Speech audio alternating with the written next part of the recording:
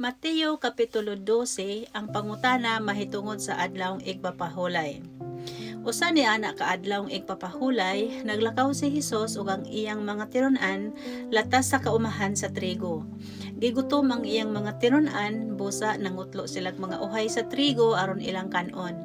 Sa pagkakita niini sa mga Parasiyo, miingon sila kang Hesus, "Tan-awa ra, dili ba supak man sa atong balaod ang gihimo sa imong mga tinon-an niining adlawng igpapahulay?"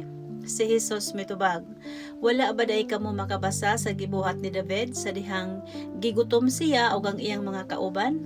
Misulod siya sa balay sa Dios ug siya ug ang iyang mga kauban mikaon sa pan nga gihalad ngadto sa Dios bisag supak sa balaod nga mangaon sila. Niadtong pan kay ang mga pari raman ang gitugutan sa pagkaon niini. Wala ba day kamo makabasa sa balaod ni Moises nga sa matag adlawng igpapahulay ang mga pari sulod sa templo nakalapas man sa balaod sa adlawng igpapahulay apan wala sila ilha nga nakasala. Sultihan ko kamo nga dinhi ani ay labaw pa kaysa templo. Kung nakasabot pa lang kamo sa kahulugan ni ining bahina sa kasulatan nga nag-ingon, kaluoy ang akong gusto, dili mga halad. Dili unta ninyo pakasadon ang mga tawo nga walay sala. Kay ang anak sa tawo mao ang magbuot sa angayng buhaton sa adlawng igpapahulay. Ang tawo nga kimay. Si Hesus mibiya ni adtong dapita ug niadto sa usa sa mga sinagoga. Didto may usa ka tawo nga kimay. May pipila usab ka tawo nga gustong mangitag bikil aron mapasinginlan nila si Hesus nga nagbuhat og dautan. Busa nangutana sila kaniya, "Dili ba supak sa tong balaod ang pag-ayog masakiton sa adlawng igpapahulay?" Si Hesus mitubag, "Unsa may inyong buhaton? Kun ang inyong karnero mahulog sa usa ka lawom nga lungag sa adlawng igpapahulay, dili ba daay ninyo kini kuhaon? Mas dako pagbili ang tawo kaysa karnero. Busa ang atong balaod nagtugot kanato sa pagtabang kang bisan kinsa sa adlawng igpapahulay." Unya giigna niya ang tawo, "Ituy-od ang imong kamot," ug gituy-od sa tawo ang iyang kamot ug naayo kini. Unya nang lakaw ang mga Parasiyo ug naglaraw sa pagpatay kang Hesus. Ang piniling sulugoon sa Dios. Nakamatngon si Hesus mahitungod sa laraw batok kaniya, busa mibiya siya niadtong dapita ug mikuyog kaniya ang daghang mga tawo. Giayo niya ang tanang masakiton ug gidid-an niya sila pagpanugilon mahitungod kaniya. Nahitabo kini aron matuman ang giingon ni propeta Isaias. Ang Dios nag-ingon, Ania ang akong gipili nga sulugoon, ang akong gihigugma o gikahimot-an. Kaniya pakunsaron ko ang akong espiritu, isangyaw niya ang akong kabubuton ug ngadto sa tanang katawhan. Dili siya makiglalis o musinggit mohimog mosaba nga pakigpulong sa kadalanan. Dili niya balion ang bawog nga bugang pulongon ang nagkaop nga suga. Magpadayon siya sa iyang buhat hangtod nga mapatunhay niya ang hustisya ug siya'y mahimong paglaom sa tanang katawhan. Si Hesus ug si Beelzebul. Unya may pipila ka tawo nga midala ngadto kang Hesus ug usa ka tawong giyawaan nga maoy hinungdan sa iyang pagkabuta ug pagkaamang. Giayo ni Hesus ang tawo busa nakasulti na siya ug nakakita. Natingala ang mga tawo ug nangutana sila, "Siya ba kaha ang anak ni David?" Sa pagkadungog niini sa mga Parasiyo, sila miingon, nakapagula siyag mga yawa kay yawa man sab ang nagtabang kaniya. Ang ilang pangulo nga si Beelzebul mao may naghatag kaniya gahom.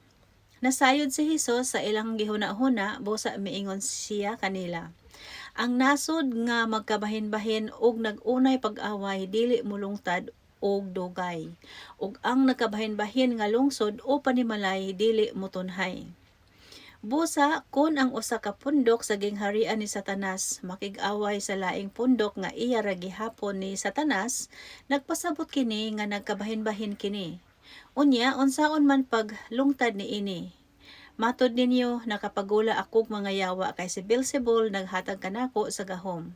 Kun mao kana, kinsa may naghatag og gahom sa inyong mga sumusunod aron pagpagula kanila?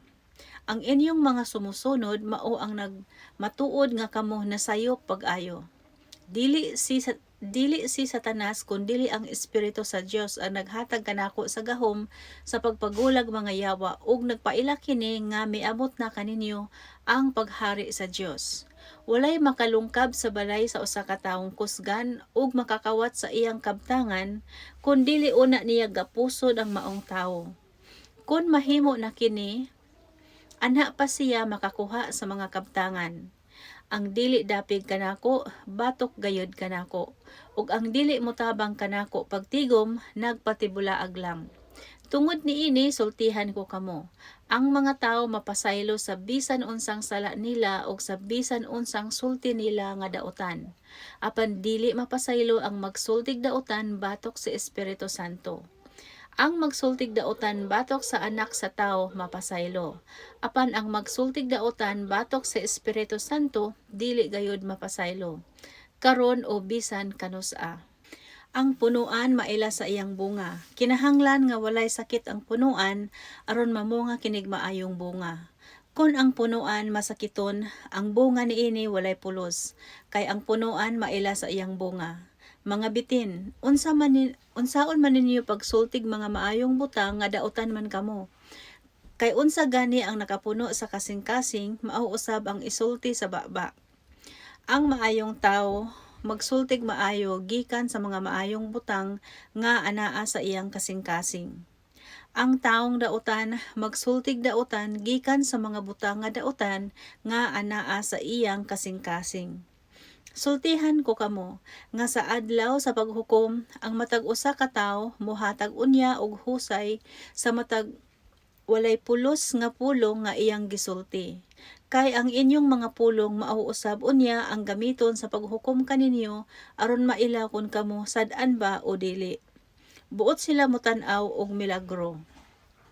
Unya, pipila ka magtutudlo sa balaod ug ang mga Pariseo miingon, magtutudlo, pakita kamig milagro. Apan mitubag si Hesus, pagkadaotan gayod sa mga tawo karon. Wala na'y pagtuo sa Dios. Nangayo kamog milagro kanako, dili ako mohatag niini. Ang milagro nga akong ihatag kaninyo, maura ang kahibulungan nga nahitabo kang Jonas nga propeta. Sama nga si Jonas 3 ka adlaw ug 3 ka gabii dito sa tiyan sa dakong isda sa dagat, 3 usab ka adlaw ug 3 ka gabii ang anak sa tawo sa ilalom sa yuta. Sa adlaw sa paghukom ang mga tawo sa Ninive mamangon ug musudya kaninyo kay naghinulsol man sila sa ilang mga sala sa pagkadungog nila sa wali ni Jonas. Ug hibalui nga dinhi ani ay labaw pa kang Jonas. Sa adlaw sa paghukom, ang rayna sa Sheba mobangon ug musudya kaninyo kay mipanaw siya layo kaayo aron lang pagpamati sa mga maalamong pagtulon-an ni Haring Solomon. Ug hibalui nga dinhi ani ay labaw pa kang Solomon. Kung ang usa ka daotang espiritu mugula gikan sa usa ka tawo, magsuri-suri siya sa mga dapit nga mamala ug mangitag iyang kapahulayan. Kung wala siya'y kakit-an, moingon siya sa iyang kaugalingon, mobalik lang ko sa akong gipuy-an kaniadto. Busa, mobalik siya ug makaplagan niya kini nga wala puy-i. Limpyo ug ang tanang kasangkapan, maayong pagkahimutang. Unya mugula siya ug mobalik nga magdalag laing 7 ka espiritu nga labi pang daotan kay kaniya ug manulod sila ug mopuyo didto. Busa sa katapusan kadtong tawhana mulabaw pa kadaotan kaysa sinugdan. Mao usab unya kini ang dangatan ni ining daotang katawhan. Ang inahan ni Hesus ug ang iyang mga igsoong lalaki. Samtang nakigsulti pa si Hesus sa mga tao, miabot ang iyang inahan ug ang mga igsoong lalaki. Nagtindog sila didto sa gawas kay gusto makigsulti kaniya. Unya, usa sa mga tao didto miingon kaniya, ang imong inahan ug mga igsoon atoa sa gawas ug buot sila makigsulti kanimo. Si Hesus mitubag, kinsa man ang akong inahan, kinsa man ang akong mga igsoon. Unya, gitudlo niya ang iyang mga tinun-an og miingon, tan-awa, mao kini sila ang akong inahan ug ang akong mga igsoon. Kay ang akong inahan ug mga igsoon mao kadtong nagbuhat sa kabubuton sa akong amahan nga atoa sa langit. So that's it guys. Mao na siya ang Mateo 12 ug see you for the next chapter. Thank you.